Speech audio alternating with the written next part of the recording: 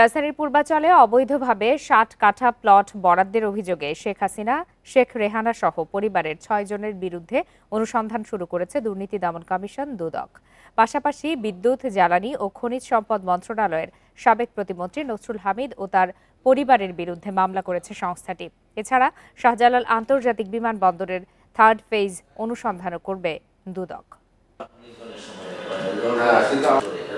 গৃহায়ন ও গণপূর্ত মন্ত্রণালয় ও রাজুকের যোগসাজশে অতি গোপনে 2022 সালের 3 আগস্ট শেখ পরিবারের 6 সদস্যকে 10 কাঠা করে প্লট বুঝিয়ে দেয়া হয়। পূর্বাচলের নতুন শহর প্রকল্পের 27 নম্বর সেক্টরের কূটনৈতিক জোনের 203 নম্বর রোড হতে 10 কাঠা করে মোট 60 কাঠার 6টি প্লট বরাদ্দ নিয়েছেন তারা। দুদক জানায়, রাজনৈতিক বিবেচনায় সরকারের 13/A ধারার ক্ষমতা বলে এসব প্লট বরাদ্দ দেয়া হয়েছে। নতুন শহর প্রকল্পের 27 সেক্টরের কূটনৈতিক জোনের 203 নং রোড হতে 10 কাঠা করে মোট 60 কাঠা 6টি প্লট বরাদ্দ নেয়ার অভিযোগের বিষয়ে অনুসন্ধানের সিদ্ধান্ত গৃহীত হয়েছে। এদিকে 98টি ব্যাংক হিসাবে সাবেক বিদ্যুৎ প্রতিমন্ত্রী নসরুল হামিদ বিপুর 6,000 কোটি টাকার সন্দেহজনক লেনদেনের অভিযোগে মামলা করেছে দুদক। সাবেক এই প্রতিমন্ত্রীর 36 কোটি টাকার অবৈধ সম্পদও পাওয়া গেছে বলে জানায় সংস্থাটি। দুর্নীতি দমন কমিশন আইন 2004-এ 27(1), মানি লন্ডারিং প্রতিরোধ আইন 2012-এর 4(2) এবং 4(3) ধারায় সহ দুর্নীতি প্রতিরোধ আইন 1947-এর 5(2) ধারায় আজকে এই মামলাটি রুজু করা হয়েছে। পাশাপাশি শাহজালাল আন্তর্জাতিক বিমানবন্দরে 3য় টার্মিনাল নির্মাণে 4,000 কোটি টাকার দুর্নীতির অভিযোগ অনুসন্ধান শুরু করেছে দুদক। রিশাদ হুদা, ইন্ডিপেন্ডেন্ট নিউজ, ঢাকা। এবার দুর্নীতি দমন কমিশনের অনুসন্ধানের মুখোমুখি হতে যাচ্ছেন সদ্য সাবেক কমিশনার জহুরুল হক। দুদকের ইতিহাসে এই প্রথম নিজেদেরই কোনো কমিশনারের বিরুদ্ধে অনুসন্ধান হতে যাচ্ছে। দুদক সূত্র জানায়, ঘুষ দুর্নীতির মাধ্যমে অবৈধ সম্পদ অর্জনের অভিযোগ রয়েছে তার বিরুদ্ধে। সকালে কমিশনের বৈঠকে এই সিদ্ধান্ত নেওয়া হয়েছে। বিচারক হিসাবে কর্মজীবন শুরু করা জহুরুল হক পিলখানা হত্যাকাণ্ড সহ বিভিন্ন মামলার বিতর্কিত রায় দিয়ে সমালোচিত হয়েছেন।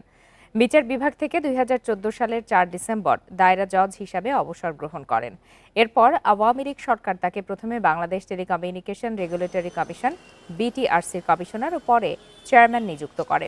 বিটিআরসির মেয়াদ শেষে 2021 সালে দুর্নীতি দমন কমিশনের কমিশনার নিযুক্ত করা হয় তাকে। আওয়ামী লীগ সরকারের পতনের পর গেল 1 নভেম্বর অন্য কমিশনার ও চেয়ারম্যানের সঙ্গে জহুরুল হকও পদত্যাগ করেন।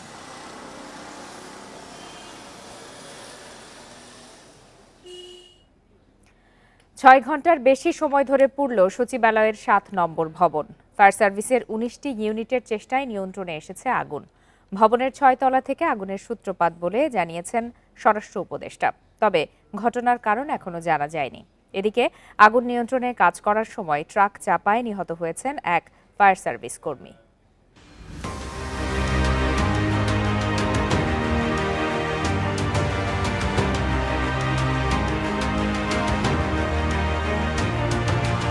বৃহস্পতিবার মধ্যরাত পুড়ছে সচিবালয়ের 7 নম্বর ভবন।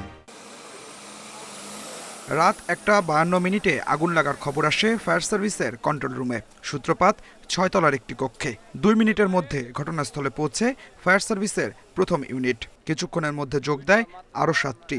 ততক্ষণে নিয়ন্ত্রণের বাইরে ভবনের আগুন। পরে ফায়ার সার্ভিসের ইউনিট বেড়ে দাঁড়ায় 19-এ। সচিবালয়ের 7 নম্বর ভবনে আছে যুব ও ক্রীড়া, ডাক, টেলিযোগাযোগ ও তথ্য প্রযুক্তি মন্ত্রণালয়, স্থানীয় সরকার, পল্লী উন্নয়ন ও সমবায় মন্ত্রণালয়। এছাড়াও রয়েছে শ্রম ও কর্মসংস্থান, অর্থ মন্ত্রণালয় এবং সড়ক পরিবহন ও সেতু মন্ত্রণালয়ের বিভিন্ন বিভাগ। অনেক ফাইল আছে আমাদের মন্ত্রণালয় সংশ্লিষ্ট এবং সড়কের যে জিওবি প্রকল্প সময়ের ফাইল আছে, ওগুলা কি অবস্থা ভিতরে না গেলে বুঝতে পারবো না। আগুন লাগলে ধারণা করতেছি হয়তো পুড়ে গেছে আর কি। অফিসের ফাইল, ডকুমেন্টস, আপনার যত কম্পিউটার, বিভিন্ন ইলেকট্রনিক্স যে যন্ত্রগুলো, সবগুলোই একটা পুরো আশঙ্কা করতেছি আমরা। প্রথমে ভবনের পশ্চিম দিকে আগুন লাগলেও পরে আগুন দেখা যায় পূর্ব দিকে। এরপর আগুন লাগে ভবনের মধ্যভাগেও। পর্যায়ক্রমে এমন আগুন লাগার কারণ জানাতে পারেনি ফায়ার সার্ভিস। 3টা জায়গায় একসাথে আগুনের ইয়েটা দেখা গেছে। এটা অনেক সময় হয় কি, যখন স্পার্কিং হয়, যদি বিদ্যুৎ লাইনে শর্ট সার্কিট হয়, এটা হতে পারে। তবে আমরা এটা এখন কনফার্ম বলবো না যতক্ষণ পর্যন্ত না আমরা তদন্ত করে শেষ করছি, বাট এটা হতে পারে।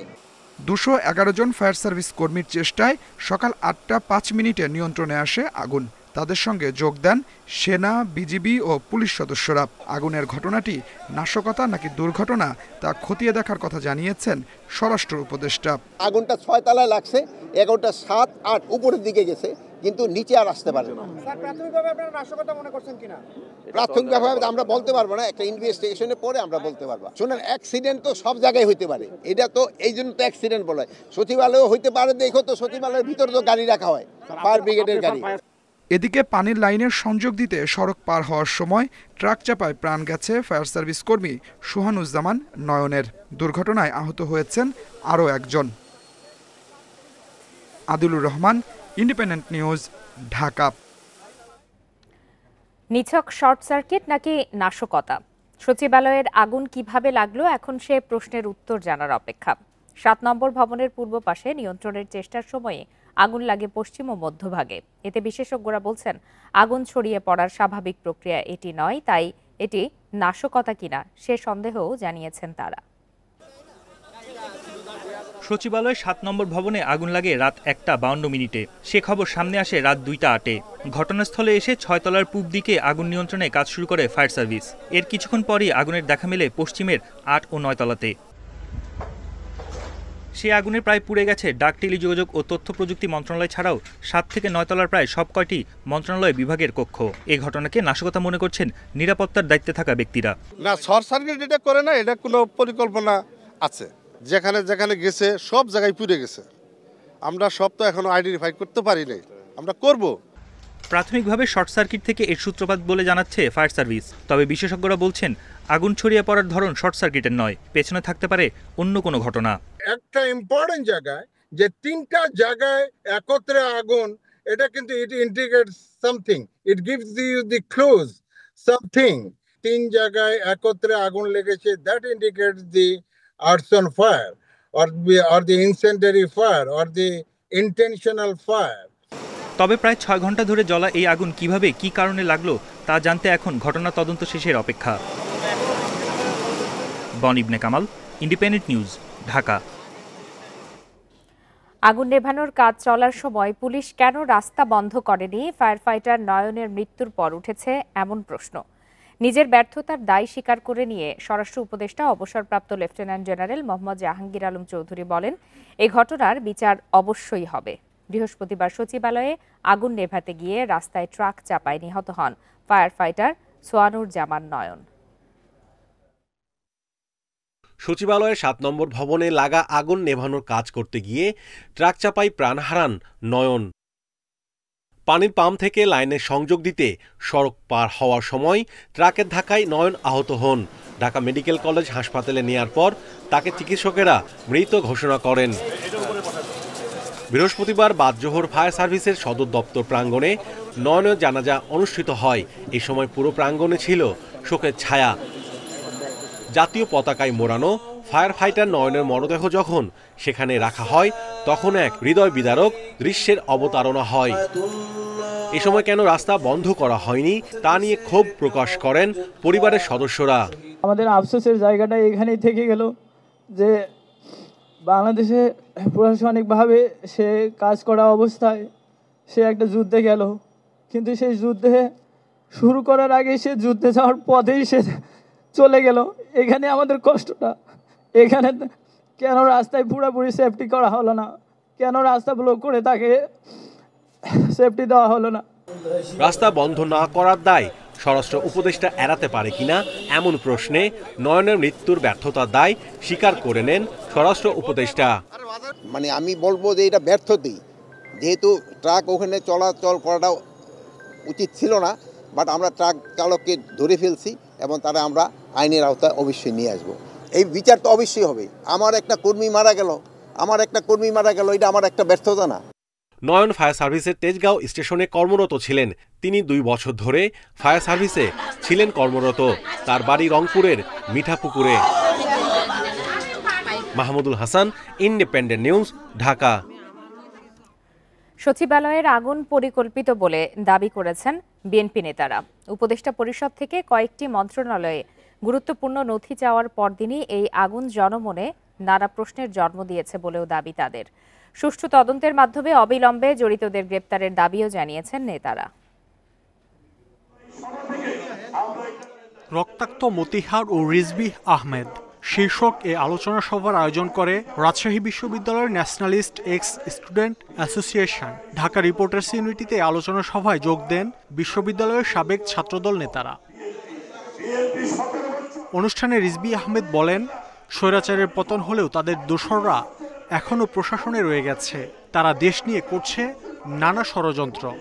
এই আগুনে অনেক নথিপত্র পুড়ে গেল, কিন্তু একটি ঘটনা আরেকটি ঘটনাকে সন্দেহ তৈরি করে। গতকালই আমরা সংবাদপত্রে দেখেছি সরকারের পক্ষ থেকে এই নথি চাওয়ার পরেই গতকাল গভীর রাতে এই আগুন, এটা জনমনে বিরাট প্রশ্ন দেখা দিয়েছে। প্রধান অতিথির বক্তব্যে নজরুল ইসলাম খান বলেন, এই সরকারকে আমরাই প্রতিষ্ঠিত করেছি, অথচ তারাই বিএনপি নিয়ে নানা সমালোচনা করছে। তারা কি প্রতিপক্ষ হবে? আমরা তো মনে করি না তাদের প্রতিপক্ষ, এবং তারা আমাদের প্রতিপক্ষ হওয়ার যোগ্য। আমরা রাজনীতি করি, তারা তো রাজনীতি করে না, তাদের তারা আমার প্রতিপক্ষ হবে। আমরা ইলেকশন করবো, তারা কি আমাদের বিরুদ্ধে ইলেকশন করবে? জাতীয় প্রেসক্লাবের সামনে আরেক অনুষ্ঠানে জয়নাল আবদিন ফারুক প্রশ্ন তোলেন, যারা 16 বছর গণতন্ত্রকে হত্যা করেছে তারা এখনো কিভাবে সচিবালয়ে বসে থাকে? যারা আমাকে আয়না ঘরে নিয়েছে, যারা আমার গণতন্ত্রকে গলা টিপে হত্যা করেছে, তাদের সহচরেরা বারবার বলার পরেও কেন সচিবালয়ের মতো গুরুত্বপূর্ণ জায়গা এখনো বহাল আছে? শেখ হাসিনা ও তাদের দোসরদের সীমাহীন দুর্নীতির শ্বেতপত্র প্রকাশের দাবিও জানান বিএনপি নেতারা। মাহমুদ শরীফ, ইন্ডিপেন্ডেন্ট নিউজ, ঢাকা। জাতিকে অন্ধকারে রেখে নয়, পিলখানা হত্যাকাণ্ডের সুষ্ঠু তদন্ত হবে বলে জানিয়েছেন নতুন কমিশন প্রধান আ.ল.ম ফজলুর রহমান। সকালে বিজিবি সদর দপ্তরে কমিশনের প্রথম বৈঠক শেষে এসব কথা বলেন তিনি। ফজলুর রহমান বলেন, বিডিআর হত্যাকাণ্ডে দেশি বিদেশি ষড়যন্ত্রকে চিহ্নিত করার দায়িত্ব দেওয়া হয়েছে কমিশনকে। প্রয়োজনে বিদেশে থাকা ব্যক্তিদের জিজ্ঞাসাবাদ করা হবে। এজন্য সেসব দেশে চিঠি বা টিম পাঠানো হবে। তদন্ত দলে 2 জন বিদেশি আইনজ্ঞ সহ 4 জন আইন বিশেষজ্ঞ নিয়োগের সুপারিশ করবে কমিশন। এছাড়া কমিশন প্রধানকে উপদেষ্টা পদমর্যাদা, সাচিবিক সুবিধা ও আলাদা কার্যালয়ের ব্যবস্থা করতেও বলেছে কমিশন। 2009 সালে পিলখানায় বিডিআর সদর দপ্তরে হত্যাকাণ্ডের শিকার হন 57 জন সেনা কর্মকর্তা সহ অনেকে। সেই ঘটনার পুনঃ তদন্তের উদ্যোগ নিয়েছে অন্তর্বর্তী সরকার।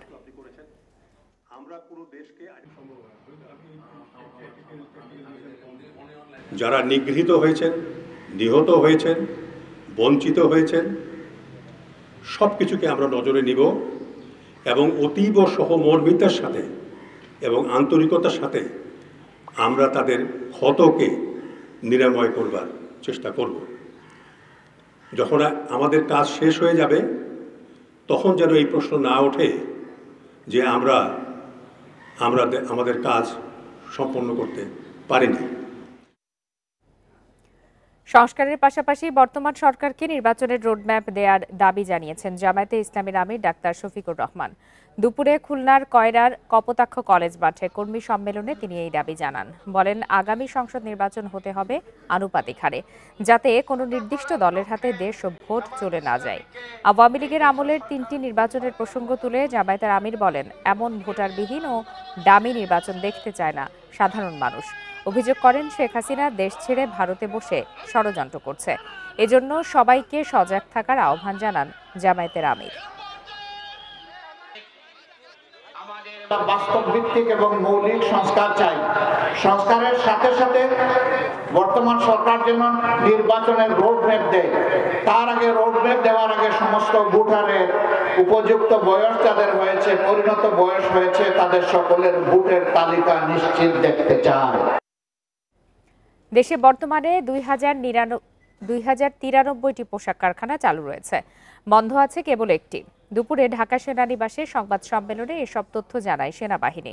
ব্রিফিংয়ে জানানো হয়, গত 1 মাসে গাজীপুর, সাভার ও আশুলিয়া সহ বিভিন্ন শিল্পাঞ্চলের ৬৭টি অস্থিতিশীল পরিস্থিতি নিয়ন্ত্রণ করেছে সেনাবাহিনী। এছাড়া সারা দেশে নানা অপরাধের সঙ্গে যুক্ত থাকার অভিযোগে ২০০ মাদক ব্যবসায়ী সহ গ্রেপ্তার করা হয়েছে ১,৪০৫ জনকে। উদ্ধার করা হয়েছে ২৮টি অবৈধ অস্ত্র ও ৪২৪ রাউন্ড গুলি। সচিবালয়ের আগুন নাশকতা কিনা তা তদন্ত ছাড়া বলা যাবে না বলেও জানানো হয় সংবাদ সম্মেলনে। ইনভেস্টিগেশনটা হলে আমরা বলতে পারবো আসলে এটার পিছনের অগ্নিকাণ্ডের পিছনে কারণটা কি ছিল, এটা কি অ্যাক্সিডেন্ট নাকি কেউ করেছে। আমাদের সচিবালয়ের নিকটে আমাদের সেনাবাহিনীর সদস্যরা যারা আছেন তারা সার্বক্ষণিক ডিপ্লয়েড থাকেন। মূলত এটার এটার সাথে এটার নিরাপত্তার বিষয়টি বাহ্যিক নিরাপত্তা, তারাও যখনই অগ্নিকাণ্ডের ঘটনা ঘটেছে তারা ইমিডিয়েটলি ডিপ্লয় করেছেন এবং ফায়ার সার্ভিসকে তাদের সর্বাত্মক সহায়তা প্রদান করেছেন। বান্দরবানের লামায় ত্রিপুরা জনগোষ্ঠীর ১৭টি বসতঘর পুড়িয়ে দেওয়ার ঘটনায় মামলা দায়ের করা হয়েছে। বুধবার রাতে ৭ জনকে আসামি করে মামলা করেন স্থানীয় এক বাসিন্দা। মামলার পর গ্রেপ্তার করা হয়েছে ৪ জনকে। সকালে ঘটনাস্থল পরিদর্শন করেন বান্দরবানের জেলা প্রশাসক ও আইনশৃঙ্খলা বাহিনীর সদস্যরা। এ সময় জড়িতদের বিরুদ্ধে আইনগত ব্যবস্থা নেওয়ার কথা জানানো হয়। লামার দুর্গম সরই ইউনিয়নে পাহাড়িদের ১৭টি বসতঘর পুড়িয়ে দেয় দুর্বৃত্তরা। মঙ্গলবার মধ্যরাতে তঙ্গঝিরি এলাকায় এই ঘটনা ঘটে। অভিযান জোরদার ছিল, একটা মামলা হয়েছে। এই মামলাতে এজাহার নামীয় ৭ জন আসামি করে মামলা করেছে। এটি কি কারণে হয়েছে এটির তদন্তের বিষয় আসলে বেসিক্যালি। তারপরও আমরা চেষ্টা করছি দ্রুততার সাথে যেন এই বিষয়টি বেরিয়ে আসে এবং এই বিষয়টি আসলে কঠোর হাতেই দমন করা হবে। দেশে ফ্ল্যাটের বেচাকেনা কমেছে। ক্রেতারা বলছেন উচ্চ মূল্যস্ফীতির সঙ্গে সুদ হার বেশি হওয়ায় ইচ্ছে থাকলেও রাজধানীতে তারা স্বপ্নের আবাসন নিশ্চিত করতে পারছেন না। অন্যদিকে আবাসন কোম্পানিগুলো বলছে গৃহঋণের সুদের হার এক অঙ্কের ঘরে এলে উপকৃত হবেন ক্রেতা ও ব্যবসায়ীরা। দেশে শিল্প ও ব্যবসা বাণিজ্যে ঋণ বিতরণ কমেছে। ব্যাংক ঋণের সুদ হার বৃদ্ধি ও রাজনৈতিক পট পরিবর্তনকে এর কারণ হিসেবে দেখা হচ্ছে। ব্যাংক ঋণের সুদ হারের সীমা তুলে দেওয়ার পর অন্যান্য ঋণের সুদ হারের মতো গৃহ ঋণের সুদ হারও বাড়তি। দেশের ব্যাংক ও আর্থিক প্রতিষ্ঠানগুলো এখনও 11% থেকে 15% সুদে আবাসন ঋণ দিচ্ছে। অন্যদিকে সরকারি প্রতিষ্ঠান হাউস বিল্ডিং ফিন্যান্সের ঢাকা ও চট্টগ্রাম এলাকায় ঋণের সুদ হার 9%। মূল্যস্ফীতির চাপ সামাল দিতে হিমশিম খাচ্ছে অনেকে। ফলে ঋণ নিয়ে স্বপ্নের ফ্ল্যাট কেনা থেকে ক্রেতাদের অনেকেই বিরত থাকছেন। যারা স্বল্প আয়ের মানুষ তারাও বেশি বেশি করে লোন নেওয়ার জন্য তাদের আগ্রহটা একটু বাড়তো। কর্পোরেট এগ্রিমেন্টের মাধ্যমে যদি ইন্টারেস্ট রেটটাকে সহনীয় পর্যায়ে নিয়ে আসা যায়, সেক্ষেত্রে লং টার্ম ইনভেস্টমেন্টের ক্ষেত্রে উভয় ক্ষেত্রেই ডেভেলপারও যেরকম লাভবান হবেন, কাস্টমারও সেরকম লাভবান হবে। গৃহঋণের এই উচ্চ সুদহারের কারণে আবাসন ব্যবসায় ভাটা পড়েছে বলেও মনে করছেন খাত সংশ্লিষ্টরা। এই সুদটা আপনার স্বল্প উপার্জিত আয় দিয়ে আপনার পক্ষে ইন টাইম পেমেন্ট করা আপনার জন্য দুরূহ হচ্ছে, যে কারণে অধিকাংশ মানুষ এখন ঋণের দিকে যেতে চাচ্ছে না। গ্রাহক যদি যতটুকু কমে পাবে সেটার ইম্প্যাক্ট আমাদের উপরেও পড়বে। এটা সিঙ্গেল ডিজিটের মধ্যে থাকলে আসলে সবার জন্যই ভালো হয়। এদিকে ঋণের শর্ত সহজ করতে ব্যাংক, আর্থিক প্রতিষ্ঠান এবং আবাসন ব্যবসায়ীরা যৌথভাবে কাজ শুরু করেছে। আমাদের ঢাকা ব্যাংকের হোম লোনের ইন্টারেস্ট রেট খুবই কম্পিটিটিভ। এখন আমাদের হোম লোনের রেট অফ ইন্টারেস্ট আপনার 11%। প্রোফাইল বা সব কিছু মিলাই যদি মনে হয় সে আরও লং টার্ম প্রসেসে যাবে, তখন আমরা ব্যাংক ফ্যাসিলিটির মধ্যে তাকে অ্যাপ্লিকেশন করার একটা সুযোগ করে দিতে পারবো। বিশেষ একটি ছাড়ের ব্যবস্থা করছি এবং রিহিয়াপে অসমোশিয়ার কোম্পানি অংশগ্রহণ করার পরে এটা বিশাল সাড়া পাইছি। বাংলাদেশ ব্যাংকের হিসেবে গত জুনের শেষে ব্যাংকগুলোতে আবাসন ঋণের গ্রাহক ছিল 49,844 জন। সেপ্টেম্বর শেষে গ্রাহক বেড়ে হয়েছে 59,402 জন। তৌহিদ রানা, ইন্ডিপেন্ডেন্ট নিউজ, ঢাকা। হামজা চৌধুরীর পর বাংলাদেশ জাতীয় দলে খেলতে প্রক্রিয়া শুরু যুক্তরাষ্ট্র প্রবাসী জায়ান আহমেদের। বৃহস্পতিবার বিকালে বাবাকে নিয়ে দেখা করেছেন বাফুফের টেকনিক্যাল ডিরেক্টরের সঙ্গে। ইতিবাচক আলোচনা হয়েছে। 6 মাসের মধ্যে ট্রায়ালের জন্য ডাকা হবে তাকে। তার আগেই পাসপোর্ট সহ বাফুফের চাওয়া অনুযায়ী প্রয়োজনীয় কাগজপত্র তৈরি রাখা হবে। বাবার সঙ্গে বাফুফে ভবনে যুক্তরাষ্ট্র প্রবাসী ফুটবলার জায়ান আহমেদ। কারণ টেকনিক্যাল ডিরেক্টরের সাথে বৈঠক, জাতীয় দলে খেলার প্রক্রিয়া নিয়ে আলোচনা হয়েছে। ওনারা জায়ানের প্রোফাইল, ভিডিও সবগুলো দেখলো, অ্যানালাইজ করলো। ওকে বয়সভিত্তিক দল under 23, it's coming up, I think it's September or August. Bangladesh Football Federation will be considering him for potential tryouts. জুলাইয়ের দিকে ট্রায়ালের জন্য আসবে ইনশাআল্লাহ, যদি if all goes. এর ভিতরে আমাদের কাগজপত্রগুলো গোছাতে হবে, সবকিছু রেডি করতে হবে। বাংলাদেশের ফুটবল নিয়ে নেতিবাচক মানসিকতা বদলে দিয়েছেন এক হামজা চৌধুরী। লাল সবুজ জার্সি গায়ে চড়ানোর আগ্রহ তৈরি হয়েছে সারা বিশ্বের বাংলাদেশি প্রবাসী ফুটবলারদের। জায়ানেরও ইচ্ছা বাংলাদেশের হয়ে খেলা। আমি তো আমার বাবা মা তো দুইজন বাংলাদেশ থেকে, so I just want to represent my country. আমি বাংলাদেশের জন্য খেলতে চাই because I believe I can help Bangladesh win and just become a better team. জায়ানের জন্ম ও বেড়ে ওঠা যুক্তরাষ্ট্রের ভার্জিনিয়ায়, সেখানেই ফুটবলের হাতেখড়ি। জর্জ ম্যাসন বিশ্ববিদ্যালয়ের হয়ে খেলেছেন ইউরোপের স্পেন ও ডেনমার্কের মতো দেশে। বাংলাদেশের ঘরোয়া লিগে খেলে দক্ষতার প্রমাণ দিতে চান এই লেফট ব্যাক।